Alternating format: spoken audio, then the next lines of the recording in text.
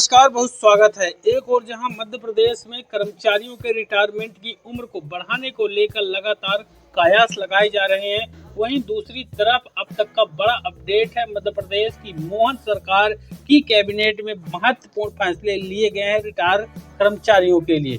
तो वीडियो को पूरा देखिएगा। चैनल पर नए हैं तो सब्सक्राइब कर लीजिएगा, लाइक और शेयर तो कर ही दीजिएगा। यहाँ पर कंप्लीट जानकारी मिलेगी, क्या कुछ फैसले में खुशखबरी दी गई है। मोहन कैबिनेट 2024 का महत्वपूर्ण फैसला है। मध्य प्रदेश की राजधानी भोपाल में मंगलवार को सीएम मोहन यादव ने की अध्यक्षता में अहम कैबिनेट की बैठक संपन्न हुई। इस बैठक में 5 फैसलों को मंजूरी दी गई। इसमें सबसे खास एमपी को विकसित राज्य बनाने के उद्देश्य से विकसित मध्य प्रदेश 2047 विजन डॉक्यूमेंट तैयार करने और साथ ही 30 जून यहाँ पर देख सकते हैं 30 जून व 31 दिसंबर को सेवानिवृत्त यानी रिटायर होने वाले कर्मियों को एक वेतन वृद्धि का लाभ देने का फैसला कर दिया गया है।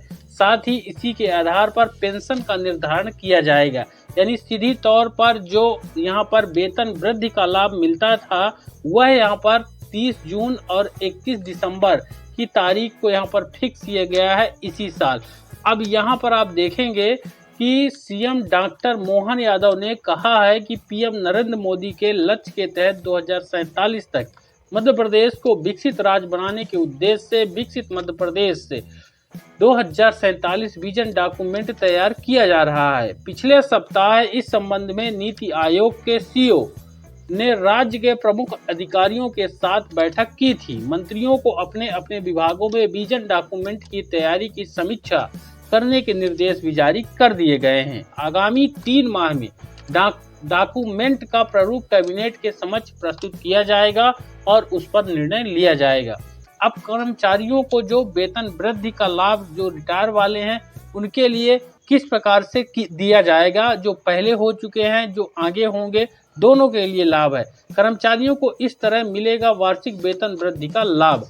इसको अच्छे से समझिएगा। यहाँ पर देखिए मंत्रि परिषद द्वारा 30 जून अथवा 31 दिसंबर को सेवानिवृत्त शासकीय सेवकों को पेंशन निर्धारण के लिए काल्पनिक रूप से वार्षिक वेतन वृद्धि देने का निर्णय लिया गया है, यानी साल में एक वेतन वृद्धि इनको दी जाएगी काल्पनिक रूप से।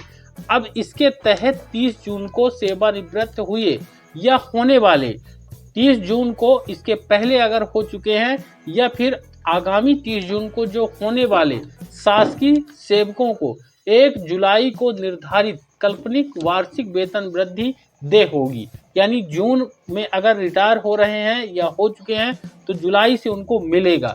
वहीं यहाँ पर दूसरा जो तारीख है इसी तरह 31 दिसंबर को सेवानिवृत्त हुए अथवा होने वाले शासकीय सेवकों को 1 जनवरी की स्थिति में काल्पनिक वार्षिक वेतन वृद्धि दी जाएगी।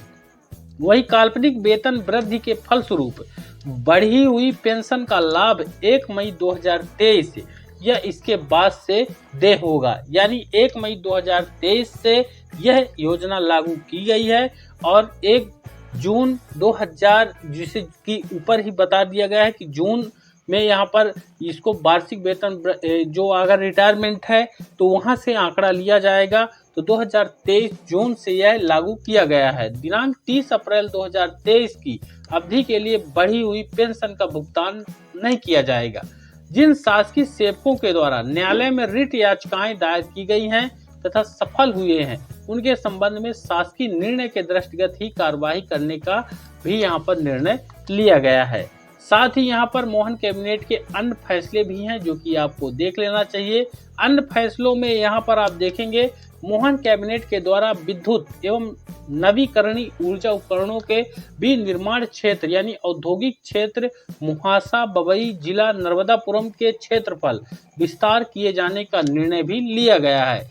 निर्णय के अनुसार विद्युत और नवीकरणीय ऊर्जा उपकरणों का भी निर्माण क्षेत्र के लिए आरक्षित 227.54 एकड़ क्षेत्रफल में औद्योगिक क्षेत्रफल मुहासा बबई की 214.42 एकड़ भूमि को शामिल किया गया है। इसके बाद पार्क का कुल क्षेत्रफल 441.96 एकड़ हो जाएगा। वहीं अन्य निर्णयों में मंत्रिपरिषद ने सौर सह अन्य नवीकरणीय बटे अक्षय ऊर्जा अनुसंधान केंद्र की स्थापना करने के लिए भारतीय विज्ञान शिक्षा और अनुसंधान संस्थान भोपाल को ग्राम भौरी जिला भोपाल स्थित 21.494 हेक्टेयर भूमि आवंटित करने की भी स्वीकृति को मंजूरी दे दी है। वहीं मंत्रिपरिषद ने मध्य प्रदेश वित्त निगम के द्वारा वाणिज्यिक कर विभाग को 150 करोड़ के हस्तांतरण मूल्य पर इंदौर स्थित नवनिर्मित भवन हस्तांतरण किए जाने का निर्णय लिया गया है। साथ ही वाणिज्यिक कर विभाग भवन का अधिपत्य प्राप्त कर विद्युत समायोजन, समन्वय, मरम्मत आदि पूर्ण कर नगर निगम इंदौर से भवन पूर्णता प्रमाण पत्र प्राप्त कर भवन का उपयोग प्रारंभ कर सकेंगी। वहीं 15 नवंबर को जनजाति गौरव दिवस के रूप में मनाए जाने वाली भगवान बिरसा मुंडा की जयंती पर धार और शहडोल में राज्य स्तरीय कार्यक्रम होंगे, जिन्हें प्रधानमंत्री श्री मोदी वर्चुअली संबोधित करेंगे। साथ ही यहां पर बताया गया है कि मंत्रिपरिषद के सहयोगियों को प्रदेश में शहरी विकास और शहरी प्लानिंग के संबंध में अपने सुझाव नगरीय विकास एवं आवास विभाग से साझा करने के निर्देश भी जारी किए गए हैं। उन्होंने बताया है कि प्रदेश के शहरों को झुग्गी मुक्त किए जाने के लिए प्रधानमंत्री आवास योजना शहरी सहित अन्य घटकों में कार्य जारी है। प्रधानमंत्री आवास योजना शहरी में 9,50,000 हितग्राहियों को लाभान्वित किया गया है। प्रधानमंत्री श्री मोदी द्वारा सितंबर 2024 में प्रधानमंत्री आवास योजना शहरी 2.0 लागू की गई है, जिसमें पहले की तरह स्वयं की भूमि पर 2,50,000 यानी 2.5 लाख रुपए तक का अनुदान प्राप्त करना प्रमुख घटक यहां पर किया गया है। साथ ही यहां पर जो कैबिनेट के ऑफिशियल अपडेट थे ये आपने अभी देखे हैं और सरकार ने इसको किस तरह से पेश किया है अन्य सोशल मीडिया प्लेटफार्मों पर, उसको आप अच्छे से देख लें। विशेषकर पेंशन के मामले पर कैबिनेट के महत्वपूर्ण फैसले ये जो आप देख रहे थे 12 नवंबर 2024 को ही कैबिनेट के फैसले हैं। 30 जून और 31 दिसंबर को सेवानिवृत्त या होने वाले शासकीय सेवकों के हित में यहाँ पर जो निर्णय आपने देखा वो बड़ा फैसला था। साल में एक वेतन वृद्धि उनको मिलेगी, 2 राउंड में यह डिक्लेयर किया जाएगा।